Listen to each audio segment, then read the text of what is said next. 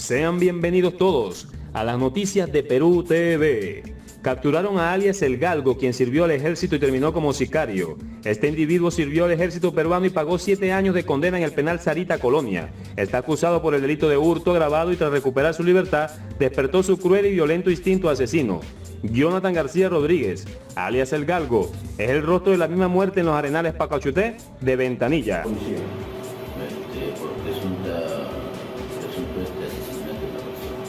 Es Jonathan García Rodríguez, alias Galgo, el rostro de la misma muerte en los arenales de Pachacútec, Ventanilla.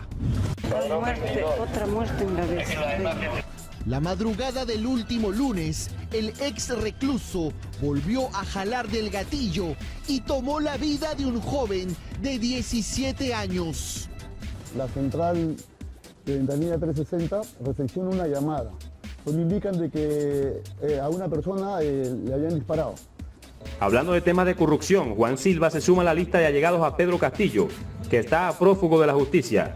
Personajes como el exsecretario de Palacio de Gobierno, Bruno Pacheco, y el sobrino del presidente, Fray Vázquez, ahora es el ministro de Transporte y Comunicaciones, Juan Silva, que ya cuentan con una orden de captura pero permanece en la clandestinidad.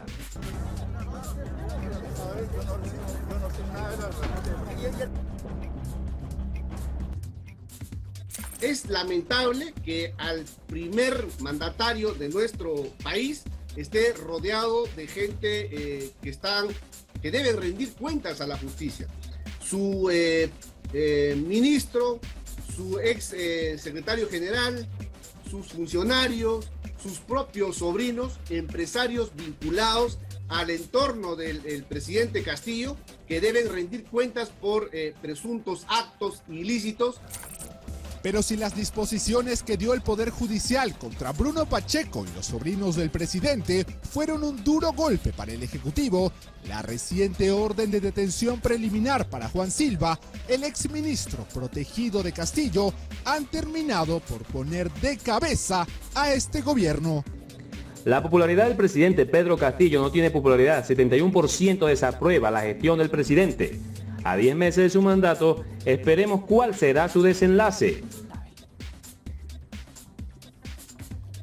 Y el caso del Congreso de la República, que es lo que estábamos hablando, aprobación por encima de la desaprobación del presidente Pedro Castillo. 80% desaprueba la actuación del Congreso. Esto es gravísimo. Tenemos 2 poderes del Estado, los 2 de los 3 poderes del Estado deslegitimados totalmente. 80% de desaprobación, apenas 13% aprueba, no sabe 7%. Aquí está, en este 80%, ¿no? La crítica del peruano de a pie, del padre de familia que le dice, te estás tumbando al organismo que estaba buscando mejorar la educación superior. O sea, ponerle los estándares mínimos de calidad, ¿no? Básicos, elementales, a partir de los cuales y con supervisión permanente tenían que ir hacia mejor y no retroceder a universidades con fachadas de triple, ¿no es cierto? A universidades que operaban en locales de chifas, en garajes.